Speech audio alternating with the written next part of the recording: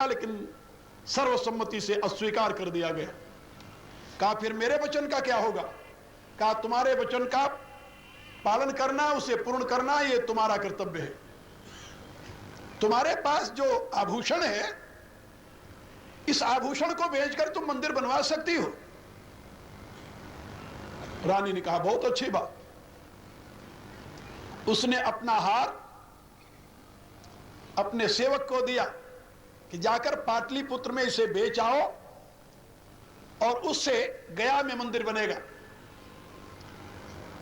जब वो पाटलिपुत्र में हार लेकर बेचने के लिए गया जौहरी के पास, तो जौहरी ने हार को देखते पहचान लिया कि ये तो साम्राज्ञी का हार है। उसने पूछा कि हार तुम्हें किसने दिया? कहा साम्राज्ञी ने। कहा साम्राज्ञी को कौन सी ऐसी आफत आ गई को हार बेचने के लिए तुम्हें दिया है? उसने सारी कहानी कह सुनाई। ये बात तो ऐसे नगर में फैल गई थी। उसने कहा बहुत अच्छी बात है, इसके लिए जितने धन की जरूरत होगी इस हार के बदले में मैं दे दूंगा। और उस हार के बदले में उस जौहरी ने धन दिया और उस धन से भगवान बुद्ध के उस स्थान पर मंदिर बना। वो विशाल मंदिर, यदि उस मंदिर को देखने का शौक हो तो वो मंदिर अभी भी वैसे ही है। स्वतंत्रता के बाद उसे भारत सरकार ने जो थोड़ा सा उसमें टूटा फूटा था उसको फिर ठीक करा दिया है। अभी वो बोध गया में वैसे सुरक्षित है। और आपको जानकर आश्चर्य होगा कि वो मंदिर यानी धूल से, मिट्टी से ढक गया था और खुदाई करके उसको निकाला गया। और निकाला गया तो अब वो ऐसा लगता है कि उसकी तह जो है वो गड्ढे में है, लेकिन गड्ढे में नहीं। आज से 2500 वर्ष पूर्व वो वहां गड्ढा नहीं था, समतल था। और वो मंदिर विशाल आज भी वैसे दिखाई दे रहा है। तो मैं आपको बता रहा था कि वो मंदिर बनाया गया और राजा के लिए एक दिन निश्चित था, ये दीपावली का। दीपावली के दिन ये नियम था कि सम्राट को प्रजा किसी भी प्रकार का उपहार दे सकती है और जो उपहार देगी वो सम्राट का होगा, ऐसा विधान में था। और वह जौहरी दिवाली के दिन जब दीपावली आई तो वो हार एक पात्र में सजा करके महारानी को उपहार के रूप में समर्पित कर दिया। ये थी राजतंत्र की व्यवस्था, जो करोड़ों प्रजातंत्र की बनस्पत अपना श्रेष्ठतम स्थान रखती है। उसी राजतंत्र की व्यवस्था में भगवान राम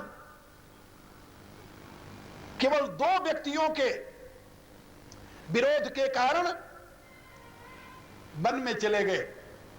प्रजा सारी उनके अनुकूल थी, यानी 98% वोट उनके साथ थी। 2% नहीं बल्कि 2 वोट, ऐसे समझ लो। और जब महात्मा भरत आए तो सारी प्रजा का बहुमत वशिष्ठ के साथ, विचारों के साथ भरत के लिए राज्य करने का निश्चय घोषित कर दिया। भरत को राजा बनाया जाए, क्योंकि बिना राजा का राज्य रहेगा नहीं। प्रजा जानती है राम सत्य संध हैं, सत्य प्रतिज्ञ हैं, वो लौटने वाले नहीं हैं।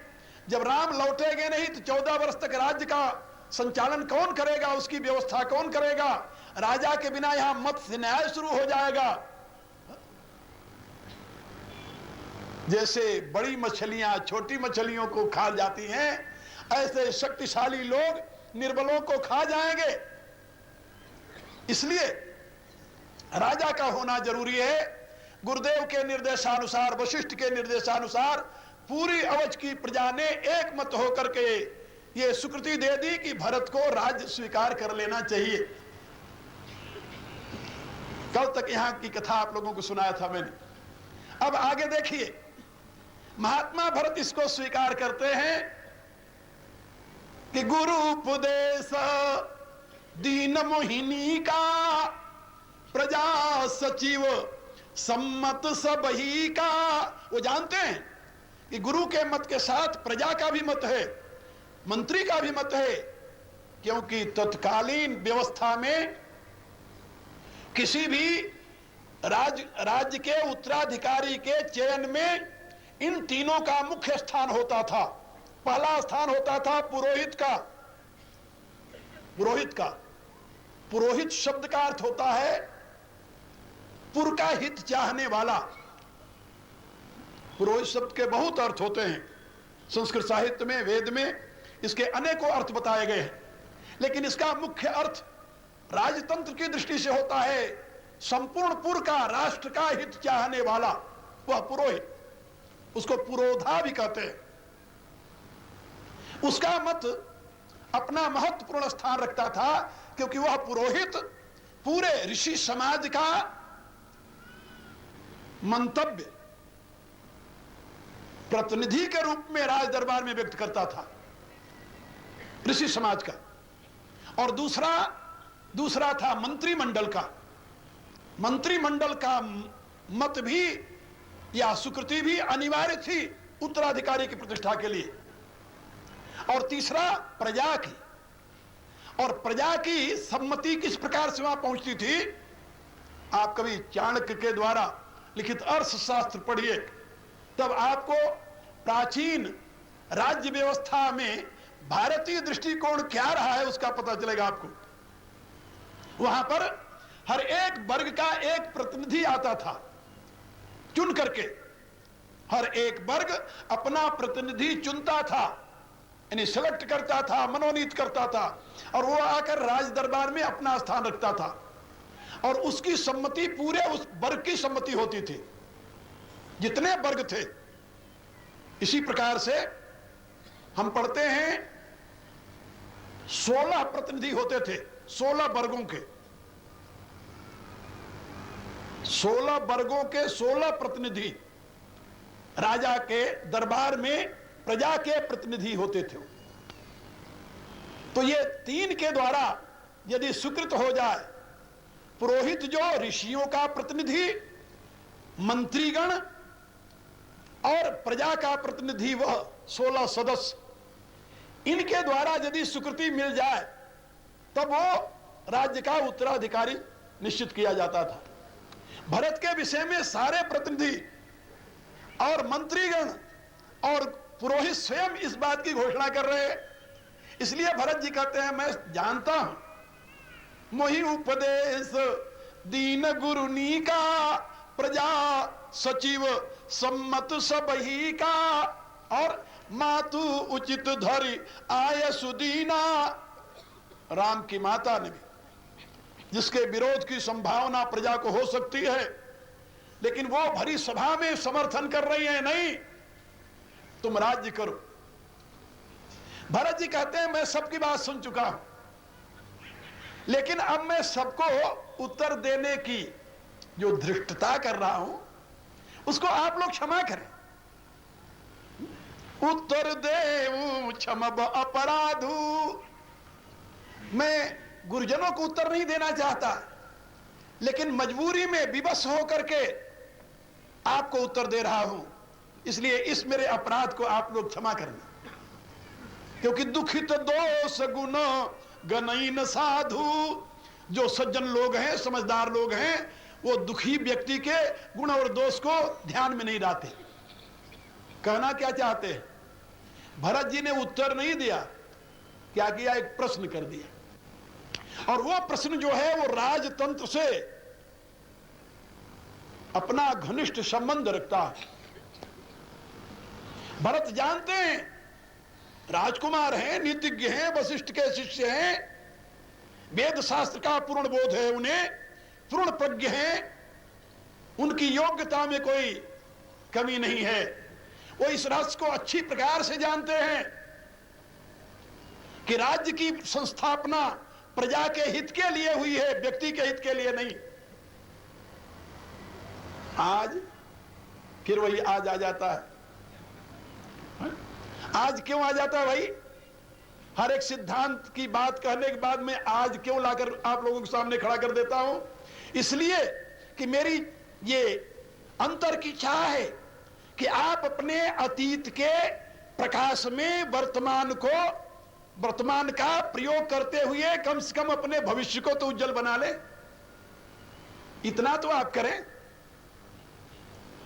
यदि आपको अपने अतीत का प्रकाश नहीं मिलेगा और यदि उस प्रकाश का वर्तमान में प्रयोग नहीं करेंगे तो आपका भविष्य उज्जवल नहीं हो सकता। ये बात याद रखना। कोई भी देश, कोई भी जाति, कोई भी राष्ट्र, कोई भी समाज अपने अतीत को इग्नोर करके, उपेक्षित करके अपने भविष्य का सृजन नहीं कर सकता।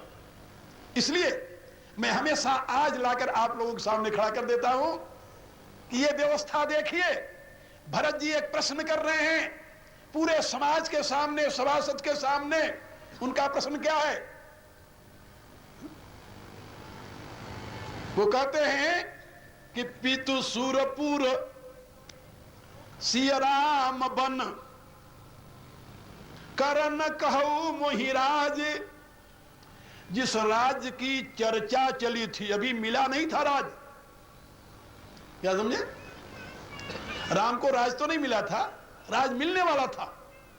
जिस राज्य के पाने की संभावना ने ही राम को 14 वर्ष के लिए जंगल में भेज दिया, और जिस राज्य को देने की संभावना ने ही मेरे पिता को स्वर्गलोक का वासी बना दिया, और उस राज्य को मुझे देकर आप मुझे कहां भेजना चाहते हो?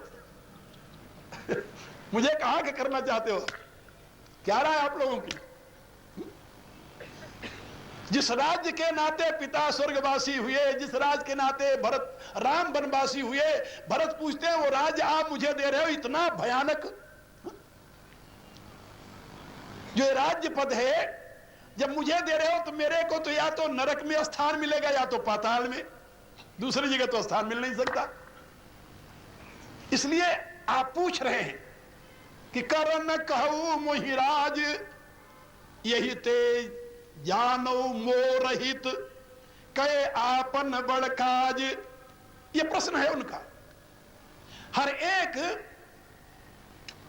बुद्धिशील व्यक्ति को इस विषय में सोचना चाहिए कि राज्य की प्रतिष्ठा व्यक्ति के हित के लिए है की गई है या लोक हित के लिए, समाज हित के लिए। यदि राज्य की प्रतिष्ठा व्यक्ति हित के लिए की गई है फिर तो व्यक्ति के हित की रक्षा में राज्य को बलिदान कर देना चाहिए। फिर तो किसी व्यक्ति विशेष के हित के लिए सारे नीति अनीति, धर्म अधर्म, सारा न्याय अन्याय, ये सबको एक कोने में फेंक दो। उस व्यक्ति की सुरक्षा जरूर करो। यदि राज्य की प्रतिष्ठा व्यक्ति हित के लिए हुई है तो, और यदि राज्य की व्यवस्था प्रजा हित के लिए है, मानव हित के लिए है, तो ऐसी स्थिति में कोई भी व्यक्ति उस राज्य का, ये तो आप लोग भी देखते हो, इस कहने की क्या जरूरत है।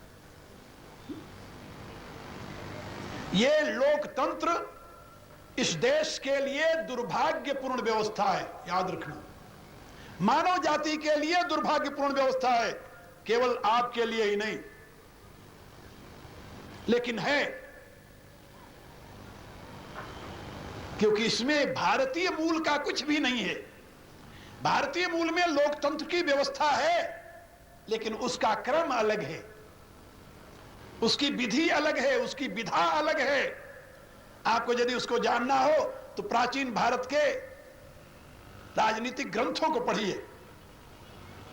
खैर, एक और मैंने बताया था ना कि दर्शन शास्त्र, इतिहास के साथ समाज शास्त्र और राजशास्त्र, राजनीति शास्त्र से भी मेरा उतने प्यार था।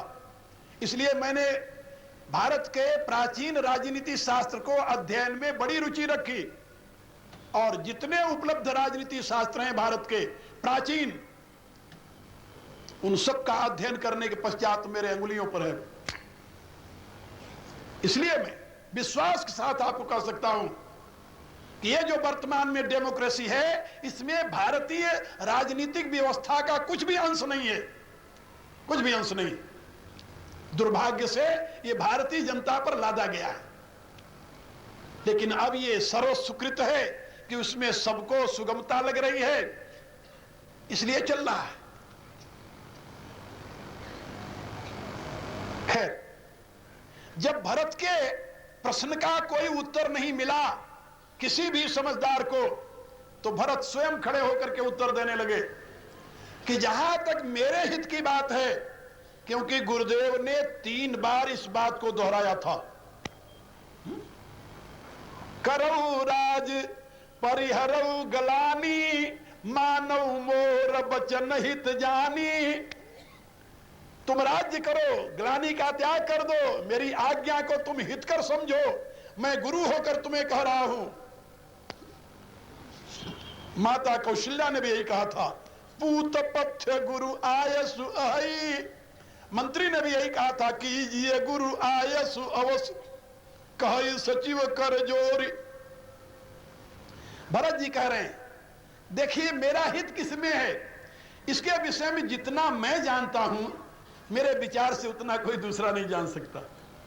और आप लोग भी जानते हैं कि व्यक्ति का हित किसमें है, इसका जितना पता उस व्यक्ति को है, वो दूसरे कहां से हो सकता है। कहा गुरु को भी नहीं, कहा होता है, गुरु को होता है। कहा इसमें गुरुदेव वशिष्ठ जी को क्या भरत के हित का पता नहीं है, कहा है। कहा फिर उन्होंने भरत के लिए राज्य का प्रस्ताव क्यों रखा, कहा याद रखना, प्रस्ताव रखा है, आदेश नहीं दिया है, उपदेश दिया है।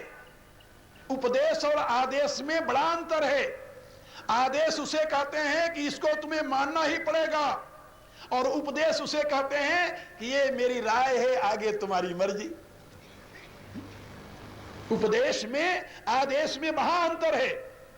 वशिष्ठ का दिया हुआ ये उपदेश है, आदेश नहीं है। इसीलिए महात्मा भरत ने साफ शब्दों में कहा कि मोहि उपदेश दीन गुरु नी का। यदि गुरु ने आदेश दिया होता, आदेश दिया होता तो फिर तो आदेश के बाद तो बोलने के लिए अवकाश ही नहीं होता, फिर तो भरत अपने हृदय की बात कही नहीं सकते थे। और वशिष्ठ ऐसा महाज्ञानी किसी को आदेश कैसे दे सकता है, इसलिए उन्होंने आदेश नहीं दिया, उपदेश दिया। मानो मोर वचन हित जानी, मेरे वाक्यों को हितकर जान करके तुम मान लो। आदेश नहीं है कि तुम्हें मानना ही पड़ेगा, नहीं। यदि हित जानी तब मानो, यदि जानते हो किसमें तुम्हारा हित है तो तुम मान लो, और यदि जानते हो किसमें तुम्हारा हित नहीं है तो न मानो। ये तो तुम्हारे ऊपर निर्भर करता है। जैसे पूरी गीता का उपदेश करने के पश्चात भगवान कृष्ण ने अर्जुन से साफ शब्दों में कहा कि ये मेरा उपदेश है तुम्हें, आगे यथेच्छस तथा कुरु, जैसी तुम्हारी इच्छा हो वैसी तुम करो। इसी रूप से यहां पर भरत जी को गुरु का उपदेश मिला है। अब भरत जी कहते हैं कि मैं अपने हित की बात बता रहा हूं। आपका हित किसमें है? भरत जी कहते हैं, हित हमार सिय पति सेवकाई, सो हरिलीन मातु कुटिलाई। मेरा हित तो श्री सीताराम की सेवा में था। था माने कि था, लेकिन उसको मेरी माता ने हर लिया, माता की कुटिलता ने हर लिया। मेरे हित का अपहरण हो गया है। किसने अपहरण किया आपके हित का? मेरी माता की कुटिलता ने। हित हमार सिय पति सेवकाई, सो हर लीन मातु कुटिलाई। आन उपाय मोर हित नाही। मैंने अच्छी प्रकार से देख लिया है कि मेरे हित के लिए और कोई दूसरा रास्ता ही नहीं दिखाई दे रहा। का राज्य स्वीकार करने में तुम्हारा हित नहीं, कहते नहीं। शोक समाज राज के ही लेखे। ये शोक से भरा हुआ जो समाज है, इस समाज का राजा होना बड़ा किस गिनती में है? क्या मूल्य रखता है? कोई मूल्य नहीं रखता। शोक से भरे हुए समाज का राजा बनना यह श्रेयस्कर नहीं है, कल्याणकर नहीं है। और आज जो मुझे राज देने की यहां बात चल रही है, ये शोक से ग्रसित समाज की धारणा है। आप जरा सोचिए, अभी थोड़े दिन पहले एक लेख छपा था अंग्रेजी में, आप लोगों ने भी पढ़ा होगा शायद, कुछ लोगों ने। एक मुसलमान लड़की है, मिस सत्तार, उसने वाल्मीकि रामायण का अंग्रेजी में अनुवाद किया है। रहती अमेरिका में है, अमेरिका में रहती है। उसने संस्कृत का अध्ययन किया और वाल्मीकि रामायण का उसने अंग्रेजी में अनुवाद किया। अभी कुछ दिन पूर्व उसके उस ग्रंथ के ऊपर आलोचनात्मक एक लेख था।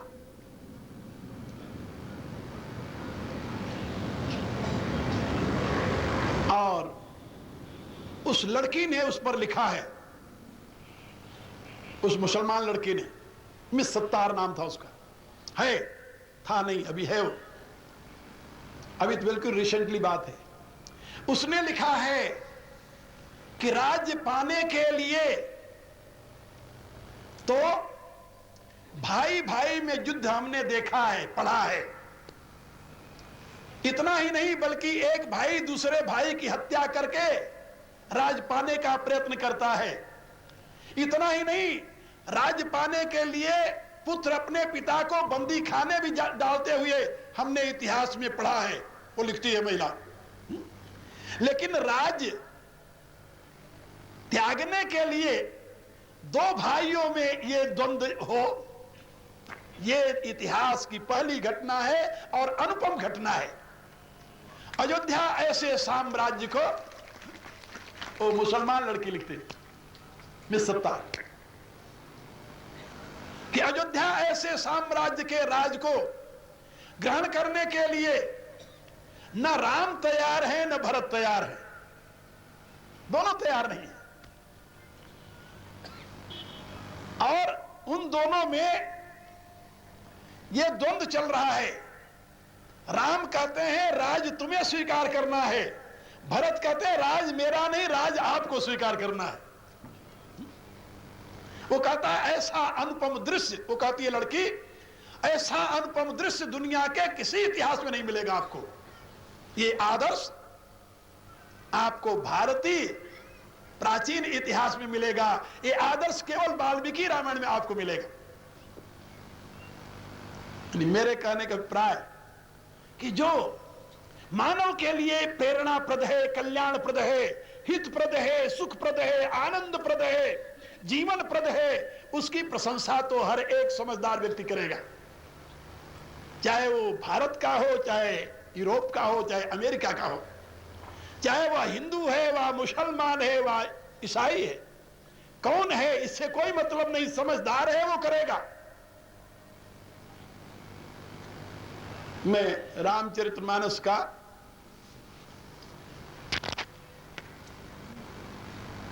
चतुर्शती मना रहा था इंग्लैंड में 1974 में, जबकि रामायण को लिखे हुए 400 वर्ष हो रहे थे। 1600 संवत 1631 में तुलसीदास जी ने रामचरितमानस लिखी और 2031 में वो 400 वर्ष पूरा हुआ था। तो चतुर्शती हम मना रहे थे। जैसे इस साल हम गोस्वामी जी की जन्म पंचशती मना रहे हैं, उसी प्रकार से इंग्लैंड में उन दिनों में रहता था विशेष करके, तो वहां पर चतुर्शती मनाए। और उसमें लंदन यूनिवर्सिटी के संस्कृत और हिंदी के प्रोफेसर जो थे उनको मैं आमंत्रित करता था और आते थे। और उसमें एक प्रोफेसर ने, आपको और मजे की बात बताऊं कि वो प्रोफेसर हमारे उस सभा में आया। हम लोग तो जनता को देख करके अंग्रेजी में भी बोलते थे, हिंदी में भी बोलते थे, लेकिन उसने प्योर हिंदी में अपना व्याख्यान दिया, प्योर हिंदी में, वो अंग्रेज। और व्याख्यान देने के पश्चात उसने कहा कि देखो, मैं रिलीजन को मानने वाला एक क्रिश्चियन हूं, लेकिन हमें ये कहने में कोई इतराज नहीं है, कोई आपत्ति नहीं है कि राम परमात्मा थे कि नहीं थे, ये हम नहीं जानते, ये तुलसीदास जी जानते थे। लेकिन तुलसीदास जी अवश्य ही परमात्मा के अवतार होंगे जिन्होंने इतना महान ग्रंथ लिखा है। कोई सामान्य व्यक्ति ऐसा ग्रंथ नहीं लिख सकता। एक अंग्रेज की बात है, तो मैं आप लोगों को ये बता रहा था कि जो उत्तम कृति है, जो एक प्रेरणाप्रद है, आदर्शप्रद है, मानव के लिए हितप्रद है, उसकी प्रशंसा सभी करते हैं। महात्मा भरत की बात सुनिए, वो कहते हैं कि शोक समाज राज के ही लेखे, लखन राम सिय पद बिनु देखे। जब तक मैं लक्ष्मण, सीता और राम के चरणों का दर्शन नहीं कर लेता, तब तक मेरे लिए शोक से भरा हुआ राज समाज व्यर्थ है। उन्होंने साफ शब्दों में कहा, बादी बसन बिनु भूषण भारू। एक नारी को नख से सिख तक आभूषण पहना दिया जाए, लेकिन उसको कोई वस्त्र न पहनाया जाए, क्या शोभा होगी उसकी? कल्पना कीजिए जरा। आप उन नारियों की चिंता छोड़िए जो आजकल अपने अंगों का प्रदर्शन करके मॉडलिंग में मुख्य स्थान प्राप्त करना अपना सौभाग्य समझती हैं, जो ब्यूटी कंपटीशन में भाग लेकर के अपने अंगों का प्रदर्शन करना अपना सौभाग्य समझती हैं। उनकी बात चर्चा मैं नहीं कर रहा, उनकी चर्चा नहीं कर रहा, मैं चर्चा उन नारियों की कर रहा हूं जो सीता, सावित्री, अरुंधति, अनुसुईया की अनुगामिनी है। उन देवियों की मैं चर्चा कर रहा हूं। आप ध्यान दीजिए, गोस्वामी जी कहते हैं कि किसी नारी को नख से सिख तक आभूषण पहना दिया जाए और उसके शरीर पर सुव्यवस्थित वस्त्र न हो, तो क्या वो आभूषण उसके लिए शोभाजनक होंगे? बोले नहीं, फिर क्या होंगे? कहा वो भार रूप होंगे। बादी बसन बिनु भूषण भारू। और कहा उसी प्रकार से बादी बिरति बिनु ब्रह्म विचारू। एक व्यक्ति विषयों में आसक्त है, धन संग्रह में लगा हुआ है, और उसके पास जाओ तो ब्रह्म ज्ञान की बातें करता है। ब्रह्म ज्ञान की बातें, तुलसीदास जी की भाषा में, ब्रह्म ज्ञान बिनु नारी नर करई न दूसरी बात, कौड़ी लागी लोभ बस करई विप्र गुरु घात। कहा कलयुग की महिमा यह है कि कलयुग में ब्रह्म ज्ञान के सिवा और नर नारी कोई चर्चा नहीं करेंगे, और लोभ इतना प्रबल होगा कि एक कौड़ी के लिए अपने गुरुजनों की हत्या करने में पीछे नहीं हटेंगे। तुलसीदास जी लिखते हैं कि महात्मा भरत पूछते हैं सारी सभा से, बादी बसन बिनु भूषण भारू, बादी बिरत बिनु ब्रह्म विचारू। ब्रह्म का विचार वैराग्य के अभाव में व्यर्थ है। जैसे नाना प्रकार के आभूषण वस्त्र के अभाव में व्यर्थ हैं। सरुज शरीर बादी बहुभोगा, रोगी आदमी के लिए अनेकों प्रकार के भोग व्यर्थ हैं। बिनु हरि भगति जाए जप जोगा, और जिसकी परमात्मा में दृढ़ आस्था नहीं है उसके लिए जप और योग आदि सब व्यर्थ है। रोज माला फेरते रहो, हा? माला तो कर में फिरे, जीभ फिरे मुख माही, मनवा तो दहु दिस फिरे, यह तो सुमिरन नाय। एक संत ने कहा, माला मन से लड़ पड़ी क्या नित फेरे मोही, जो फेरे मुख जगत से तो राम मिला वो तो। लेकिन वर्तमान की स्थिति कुछ और है। खैर, तुलसीदास जी लिखते हैं कि जप और योग की सारी क्रियाएं परमात्मा में अनुरक्ति के अभाव में व्यर्थ हैं। जाय जीव बिनु देह सुहाई, और सुंदर शरीर हो, हिष्ट पुष्ट हो, लेकिन उसमें से आत्मा निकल जाए तो आत्मा रहित शरीर की क्या स्थिति होगी? कहा वो तो महा अपवित्र हो जाएगी।